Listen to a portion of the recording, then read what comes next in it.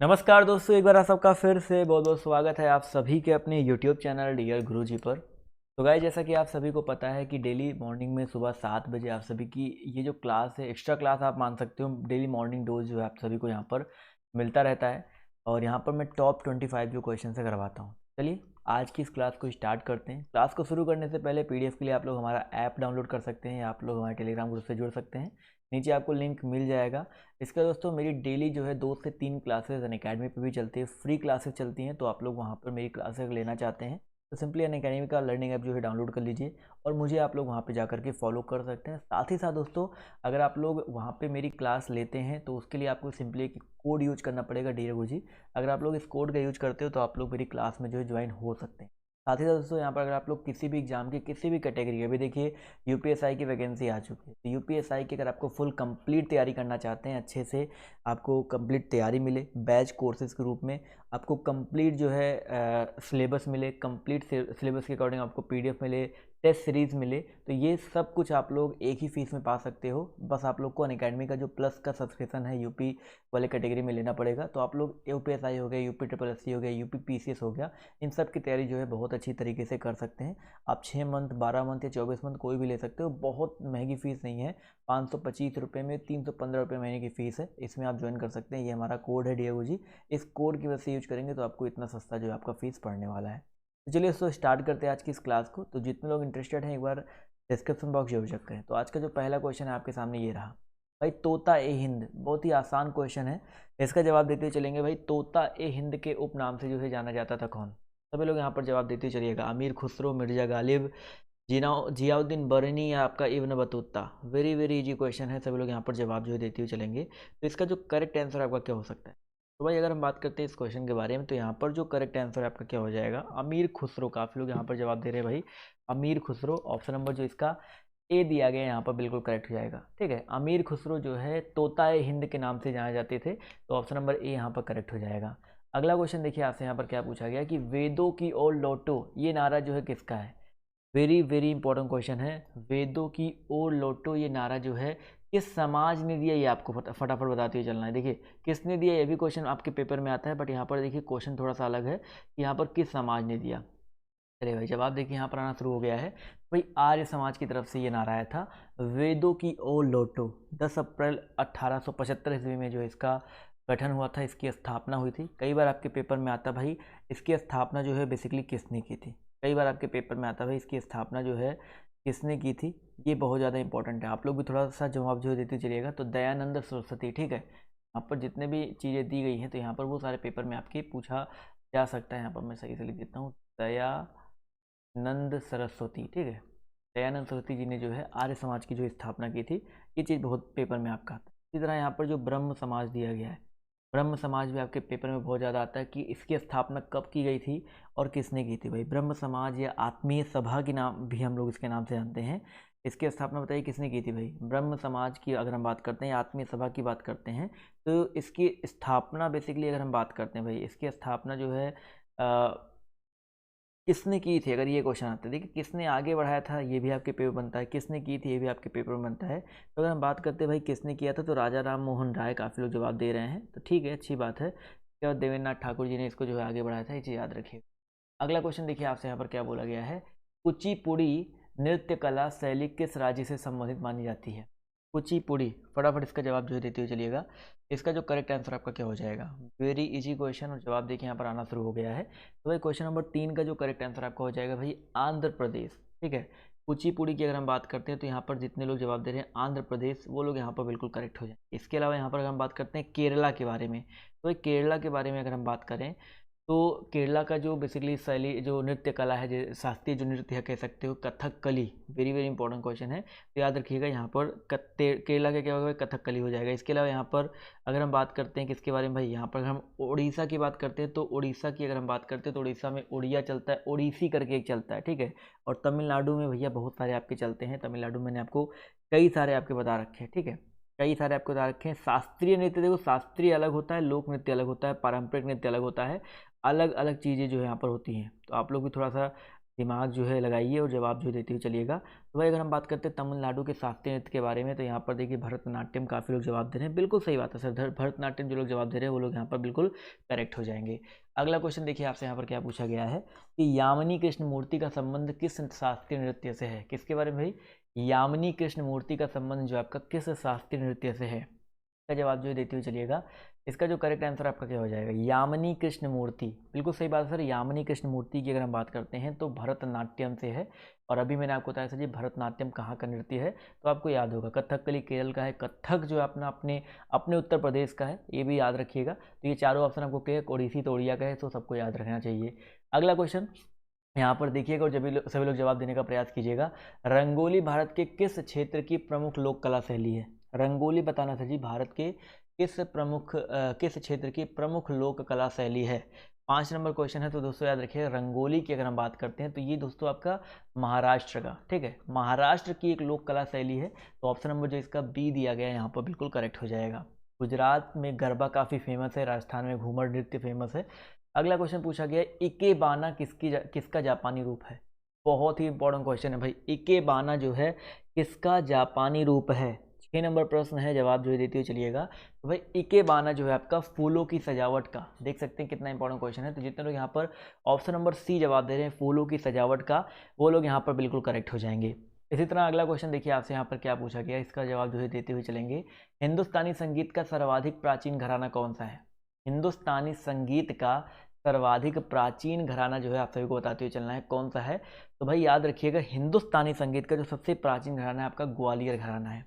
Very very important question, इसको याद रखिए दोस्तों। यहाँ पर जो ग्वालियर घराना है वो आपका हिंदुस्तानी का जो है सबसे प्राचीन घराना है, ये चीज़ याद रखिएगा। बहुत सारे क्वेश्चन आपके घराना से जो है बनते हैं, तो जितने लोग यहाँ पर जुड़ रहे हैं ना, सभी लोग यहाँ पर याद रखिएगा, चाहे आगरा हो, चाहे लखनऊ हो, चाहे जयपुर हो, इस तरह के पेपर आपके पेपर में बहुत ज़्यादा आते हैं, ठीक है। चलिए आते हैं अगले क्वेश्चन की तरफ। तो अगला क्वेश्चन देखिए आपसे यहाँ पर क्या पूछा गया, ध्यान से देखिएगा और सभी लोग जवाब देने का प्रयास करिएगा कि भाई साहब प्राचीनतम हिंदू गायन शैली कौन सी है।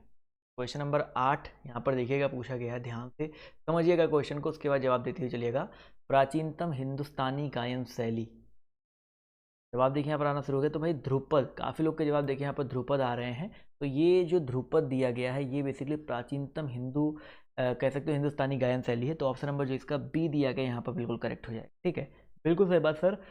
जो गायन शैली है, या आप कह सकते हो भारतीय शास्त्रीय संगीत की जो उत्पत्ति है वो बेसिकली किससे मानी जाती है। कई मैंने आज सुबह ही आपको एक क्वेश्चन कराया था कि मतलब कल मैंने बेसिकली क्वेश्चन कराया था कि प्राचीनतम जो हिंदुस्तानी गायन शैली है वो बेसिकली कौन सी है, मतलब मानी जाती है, कहाँ से बेसिकली उत्पत्ति मानी जाती है। तो सामवेद से, मैंने बताया था ना किस वेद से उत्पत्ति मानी जाती है भाई, सामवेद से इसकी उत्पत्ति जो है मानी जाती है। और सामवेद में संगीत के बारे में बहुत गहराई से जो है आपको देखने को मिल जाएगा, ठीक है। तो ये चीज़ याद रखिएगा। बहुत सारे जो भारतीय संगीत हो, शास्त्रीय संगीत होता है, इसकी 2 शैलियाँ होती है, एक आपकी हिंदुस्तानी शैली होती है, और जो हिंदुस्तानी गायन शैली उसी में आपके ध्रुपद, ख्याल, धामर, ठुमरी, टप्पा, इसके अलावा और जो आपके होते हैं ये सारी चीज़ आती है। एक आपकी कर्नाटक शैली होती है, और कर्नाटक शैली में भी आपके बहुत सारे जो आपके आते हैं वर्णम, जावाली, तिल्लाना, बहुत सारे आते हैं। तो इन शैली को मैं बहुत ज़्यादा डिटेल में मत जानूँ, बट जैसे इस तरह के क्वेश्चन अगर आपके आ जाते हैं तो बस इसको जानते हुए चलिएगा। अगला क्वेश्चन देखिए आपसे क्या पूछा गया कि सबसे प्राचीन वाद्य यंत्र निम्नलिखित में से कौन सा है। सबसे प्राचीन वाद्य यंत्र जो है निम्नलिखित में से कौन सा है। तो भैया यहाँ पर याद रखिएगा तबला का तो आविष्कार काफ़ी लेट हुआ था। वीणा, बहुत इंपॉर्टेंट क्वेश्चन है भाई, वीणा की अगर हम बात करते हैं तो सबसे प्राचीन वाद्य यंत्र यहाँ पर जो है बिल्कुल हो जाएगा, ठीक है।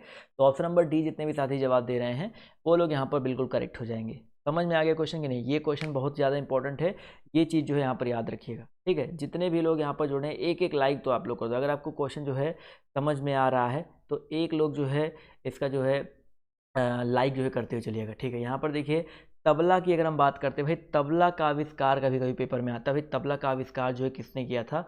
तो तबला का जो आविष्कार है भैया अमीर खुसरो ने किया था, ये बहुत इंपॉर्टेंट चीज़ है, इसको याद रखिएगा। तबला का आविष्कार जो है अमीर खुसरो ने किया था। साथ ही साथ दोस्तों यहाँ पर जो आपका सितार दिया गया है, सितार का आविष्कार भी, वीणा का भी आविष्कार जो है, इसके अलावा एक ईरानी तंबूरा है, इनका जो आविष्कार है अमीर खुसरो ने ही किया था, इनके द्वारा ही माना जाता है। तो यहाँ पर ये चीज़ें जो है याद रखिएगा। अगला क्वेश्चन देखो आपसे यहाँ पर क्या बोला गया है,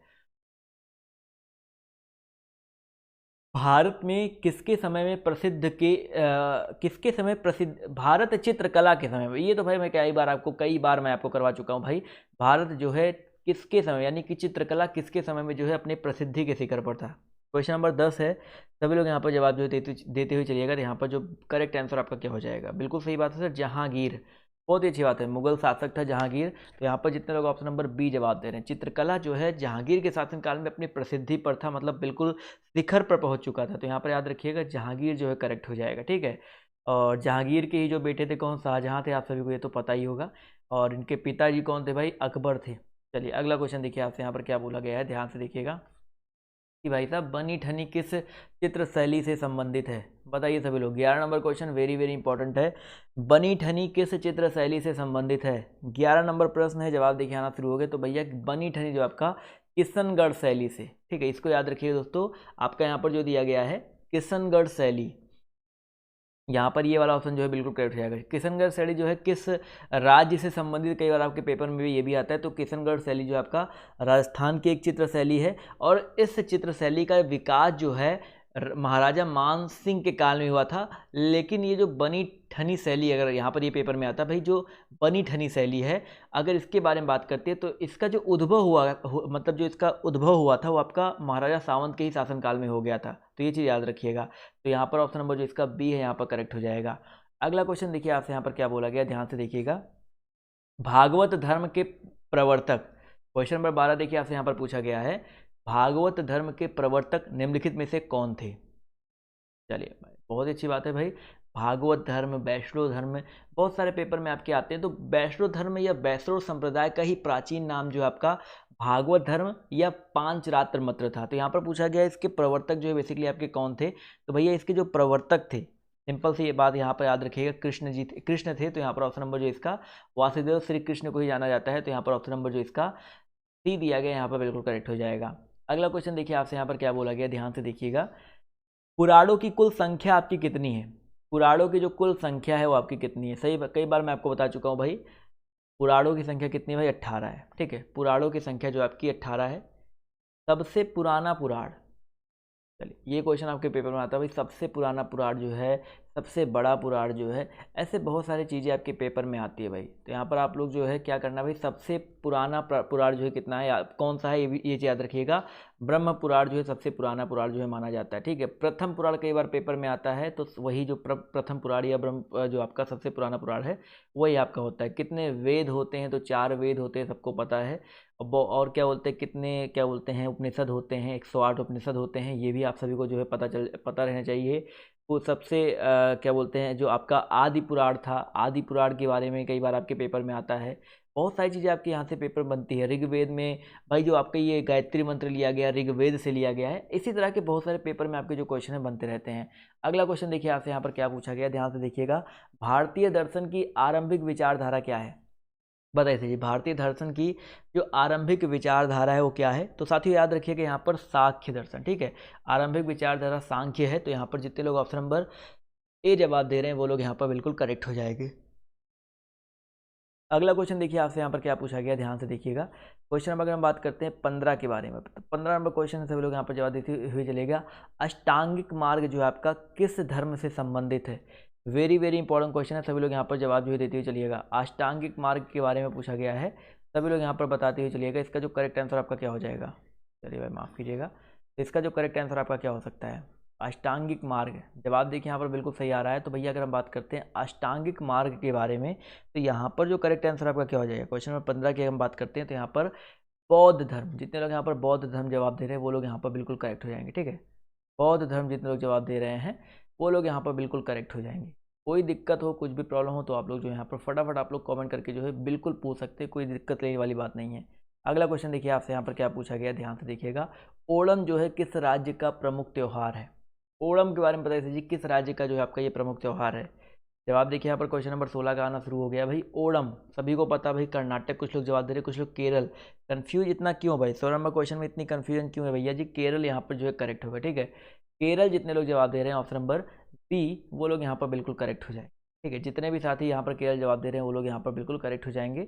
अगला क्वेश्चन देखिए आपसे यहाँ पर क्या पूछा गया है कि भाई पुरी में रथ यात्रा किसके सम्मान में निकाली जाती है? पुरी में जो आपकी रथ यात्रा है वो आपकी किसके सम्मान में निकाली जाती है? फटाफट यहाँ पर जवाब जो देते हुए चलिएगा। इसका जो करेक्ट आंसर आपका क्या हो जाएगा? चलिए भाई बहुत ही अच्छी बात है, काफ़ी लोग के जवाब देखिए यहाँ पर आने शुरू हो गए हैं। एक मिनट। पूरे में रथ यात्रा दिया गया है और जवाब बिल्कुल सही आ रहा है। तो अगर हम बात करते हैं भाई भगवान जगन्नाथ, ठीक है, जगन्नाथपुरी, बिल्कुल सही बात है सर। जितने लोग यहाँ पर जगन्नाथ जवाब दे रहे हैं भैया जी, ऑप्शन नंबर कौन सा है यहाँ पर, ऑप्शन नंबर सी, जितने लोग जवाब दे रहे हैं वो लोग यहाँ पर बिल्कुल करेक्ट हो जाएंगे। अगला क्वेश्चन देखो आपसे यहाँ पर क्या बोला गया है भाई साहब, सप्तरथ मंदिर जो आपका कहाँ पे अवस्थित है। वेरी वेरी इंपॉर्टेंट क्वेश्चन है भाई, सप्तरथ मंदिर जो है कहाँ पे अवस्थित है। सभी लोग यहाँ पर जवाब जो है देने का प्रयास कीजिएगा। जवाब देते हुए सभी लोग चले तो यहाँ पर जो करेक्ट आंसर आपका क्या हो जाएगा, बिल्कुल सही बात सर। सप्तरथ मंदिर की अगर हम बात करते हैं तो यहाँ पर जितने भी साथी जवाब दे रहे हैं भैया, महाबलीपुरम में अवस्थित है, ठीक है। यहाँ पर कुछ ऑप्शन यहाँ पर कट जा रहे हैं, एक मिनट रुकिए, अभी ऑप्शन दिख रहे हैं सभी को, ठीक है। यहाँ पर सप्तरथ मंदिर की अगर हम बात करते हैं तो आपका कांचीपुरम में अवस्थित है। तो जितने लोग यहाँ पर ऑप्शन नंबर बी जवाब दे रहे हैं कांचीपुरम, वो लोग यहाँ पर बिल्कुल करेक्ट हो जाएंगे। अगला क्वेश्चन देखिए आपसे यहाँ पर क्या बोला गया, ध्यान से देखिएगा। सॉरी एक मिनट रुकिए, मैं कटने के चक्कर में कुछ गड़बड़ हो गया। यहाँ पर सप्तरथ यहाँ पर पूछा गया था ना, सप्तरथ मंदिर जो आपका कांचीपुरम में नहीं, माफ़ कीजिएगा, महाबलीपुरम में ही अवस्थित है। कांचीपुरम देखिए अलग चीज़ है, कांचीपुरम भी देखिए यहाँ पर एक बहुत ही अच्छा खासा क्वेश्चन जो है कांचीपुरम से आपसे बनता है। तो यहाँ पर थोड़ा सा आप लोग भी बताते हुए चलिए भाई, कांचीपुरम बेसिकली आपका क्या है, कांचीपुरम जो है आपका बेसिकली क्या है, कहाँ पे स्थित है। तो कांचीपुरम में का जो कैलाश मंदिर है ना, एक तो कैलाश मंदिर आपका है भाई बेसिकली महाराष्ट्र वाला एलोरा का कैलाश मंदिर, लेकिन यहाँ पर एक कांचीपुरम का कैलाश मंदिर जो आपका तमिलनाडु में अवस्थित है, वो काफ़ी फेमस है। मैं ये बताने का प्रयास कर रहा था, तो ये चीज़ जो है याद रखिए, कैलाशनाथ का जो मंदिर है कांचीपुरम का, ये भी बहुत ज़्यादा फेमस है, कई बार आपके पेपर में यहाँ पर आते हैं, ठीक है, हिंदू मंदिर है। अगला क्वेश्चन देखिए आपसे यहाँ पर क्या पूछा गया, ध्यान से देखिएगा। क्वेश्चन नंबर हम बात करते हैं 19 के बारे में, तो आपसे पूछा गया भाई, श्रवणबेल गोला में गोमतेश्वर की मूर्ति का निर्माण किसने कराया। चलिए भाई, क्वेश्चन नंबर आपके यहाँ पर देखिए दिया गया है, 19 नंबर क्वेश्चन है, सभी लोग इसका जवाब देते हुए चलिएगा। क्या पूछा गया भाई, श्रवणबेल गोला में गोमतेश्वर मूर्ति का निर्माण जो है किसने करवाया था। बहुत ही ज़्यादा इंपॉर्टेंट क्वेश्चन है। जवाब देखिए यहाँ पर बिल्कुल सही आ रहा है, काफ़ी लोग के जवाब देखिए यहाँ पर बिल्कुल सही आ रहे हैं, चामुंड राय, ठीक है। जितने लोग यहाँ पर चामुंड राय जवाब दे रहे हैं भैया, ऑप्शन नंबर डी, वो लोग यहाँ पर बिल्कुल करेक्ट हो जाएंगे। अगला क्वेश्चन देखिए आपसे यहाँ पर क्या पूछा गया है, प्रख्यात सांस्कृतिक केंद्र भारत भवन जो है आपका कहाँ पे स्थित है। के बाद करंट अफेयर सॉरी पॉलिटिक्स की जो थ्योरी वाली क्लास है वो चलेगी, आज पार्ट नंबर 12-13 आने वाला है, तो उसको जरूर देखिएगा। क्वेश्चन नंबर 20 है, इसका जवाब जो है देते हुए चलिएगा। 20 नंबर क्वेश्चन का जो करेक्ट आंसर आपका क्या हो जाएगा, भोपाल में, ठीक है। प्रख्यात सांस्कृतिक केंद्र भारत भवन जो आपका भोपाल मध्य प्रदेश की राजधानी है, बहुत ही इंपॉर्टेंट क्वेश्चन है, इसको याद रखिएगा। तो ये जो है आपका कहाँ पे अवस्थित है भाई, भोपाल में अवस्थित है, ठीक है। इसके अलावा यहाँ पर देखिए बहुत सारे क्वेश्चन आपके यहाँ से बन सकते हैं, जैसे यहाँ पर जो अगर भारत भवन की अगर हम बात करते हैं तो यहाँ पर या आप कह सकते हैं भाई भारत भवन जो है कहाँ पे अवस्थित है, तो आपको पता चल ही गया, ये आपका जो है एक कला का केंद्र, ये भी याद रखिएगा, ठीक है। ये कला का केंद्र है और ये जो है आपका बेसिकली इसका वास्तुकार कई बार आपके पेपर में आता है। भारत भवन का वास्तुकार बहुत बार आपके पेपर में आ चुका है भैया जी। इसके वास्तुकार कौन थे, देखते कितने लोग को पता है, फटाफट बताते हुए चलेगा। चार्ल्स कोरिया नाम था, ठीक है, चार्ल्स कोरिया नाम था। स्थान आपको पता चल ही गया है। इसके अलावा यहाँ पर अगर हम बात करते हैं भाई इसके बारे में कि भैया जी ये जो है अभी 2020 में, लास्ट ईयर 2020 में इसकी जो है वर्षगांठ मनाई गई थी। तो कौन से नंबर की वर्षगांठ बनाई गई थी, तो 38वें नंबर की, ठीक है, 38वें नंबर की जो है वर्षगांठ इसकी मनाई गई थी, ये चीज़ याद रखिएगा। 1982 में इसका जो है स्थापना हुआ था। अगला क्वेश्चन देखिए आपसे यहाँ पर क्या बोला गया है कि उज्जैन का प्राचीन काल में क्या नाम था। ये क्वेश्चन भी मैंने आपको कल कराया था, ये क्वेश्चन भी आपको हो चुका है। उज्जैन का प्राचीन काल में जो आपका क्या नाम था, सभी लोग यहाँ पर जवाब जो है देते हुए चलेंगे। तो 21 नंबर क्वेश्चन का जो करेक्ट आंसर आपका क्या हो जाएगा, बिल्कुल सही बात है सर, यहाँ पर अवंतिका, ठीक है, अवंतिका जो है उज्जैन का प्राचीन नाम था। तो ये चीज़ याद रखिएगा। ऑप्शन नंबर जो इसका दिया गया बी, वो यहाँ पर बिल्कुल करेक्ट हो जाएगा। अगला क्वेश्चन देखिए आपसे क्या पूछा गया है, प्रख्यात बोरोबुदुर का बौद्ध स्तूप जो है आपका कहाँ पे स्थित है। प्रख्यात बोरोबुदुर का बौद्ध स्तूप, आज मैंने आपको बोरोबुदुर के बारे में बताया था भाई, बहुत इंपॉर्टेंट क्वेश्चन है, सभी लोग जवाब देते हुए चलिएगा। तो भाई याद रखिएगा 22 नंबर क्वेश्चन का जो करेक्ट आंसर आपका हो जाएगा जावा में, ठीक है। बोरोबुदुर का जो आपका बौद्ध स्तूप है आपका ये जावा में अवस्थित है। तो ऑप्शन नंबर जो इसका ए दिया गया यहाँ पर बिल्कुल करेक्ट हो जाएगा। क्लियर है, कोई दिक्कत आ रही है तो यार प्लीज़ आप लोग जो है कमेंट करके जो है पूछते हुए चलिएगा। इसके अलावा यहाँ पर दोस्तों आपको क्या करना भाई, आपको लाइक और शेयर जो है जरूर करना, ठीक है। जितने लोग यहाँ पर जुड़े हुए हैं लाइक और शेयर जो है जरूर करते हुए चलेंगे। अगला क्वेश्चन देखिए आपसे यहाँ पर क्या पूछा गया, ध्यान से देखिएगा। क्वेश्चन पर हम बात करते हैं कंबोडिया, भाई कंबोडिया में स्थित है कौन सा अंगोर वाट का मंदिर। ये कई बार मैं आपको बता चुका हूँ, अंगकोर या अंकोर कई बार अलग अलग तरीके से लिखा रहता है, बट यहाँ पर याद रखिएगा आपको बताना है कि ये जो मंदिर है आपका किस देवता को समर्पित है। 23 नंबर क्वेश्चन है, सब लोग बताते हुए चलिएगा। अंगकोर वाट मंदिर जो है किस देवता को समर्पित है? तो भैया याद रखिएगा, ये जो अंगकोर है ये बेसिकली समर्पित है विष्णु देवता को, ठीक है, विष्णु देवता को समर्पित है। तो ऑप्शन नंबर जी इसका ए जितने लोग जवाब दे रहे हैं वो लोग यहाँ पर बिल्कुल करेक्ट हो जाएंगे। अगला क्वेश्चन देखिए आपसे यहाँ पर क्या बोला गया है, भारतीय नाट्य संस्थान कहाँ पे स्थित है? 24 नंबर क्वेश्चन है, भारतीय नाट्य संस्थान जो आपका कहाँ पे अवस्थित है? नई दिल्ली, भोपाल या लखनऊ? ठीक है, एक ऑप्शन कटा हुआ है, इसको सही कर देते हैं। लखनऊ देखिए यहाँ पर दिया गया है, ये आपका कहाँ पे अवस्थित है? फटाफट यहाँ पर जवाब जो देते चलेगा, इसका जो करेक्ट आंसर आपका क्या हो जाएगा? जवाब देखिए यहाँ पर आना शुरू हो गया है। तो भैया याद रखिएगा, भारतीय नाट्य संस्थान बिल्कुल सही जवाब आ रहा है सर, यहाँ पर नई दिल्ली में अवस्थित है, ठीक है, नई दिल्ली। जितने लोग जवाब दे रहे हैं ऑप्शन नंबर ए, वो लोग यहाँ पर बिल्कुल करेक्ट हो जाएंगे, ठीक है, जितने लोग यहाँ पर ऑप्शन नंबर ए जवाब दे रहे हैं वो लोग यहाँ पर बिल्कुल करेक्ट हो जाएंगे। अगला क्वेश्चन देखिए आपसे यहाँ पर क्या पूछा गया है, भारतीय साक्षरता मिशन, सॉरी, राष्ट्रीय साक्षरता मिशन की शुरुआत कब हुई? वेरी वेरी इंपॉर्टेंट क्वेश्चन है, राष्ट्रीय साक्षरता मिशन। जवाब देखिए यहाँ पर आना शुरू हो गया भाई, राष्ट्रीय साक्षरता मिशन की जो शुरुआत है बेसिकली आपकी कब हुई थी? 1988 में। बहुत ही ज़्यादा इंपॉर्टेंट क्वेश्चन है भाई।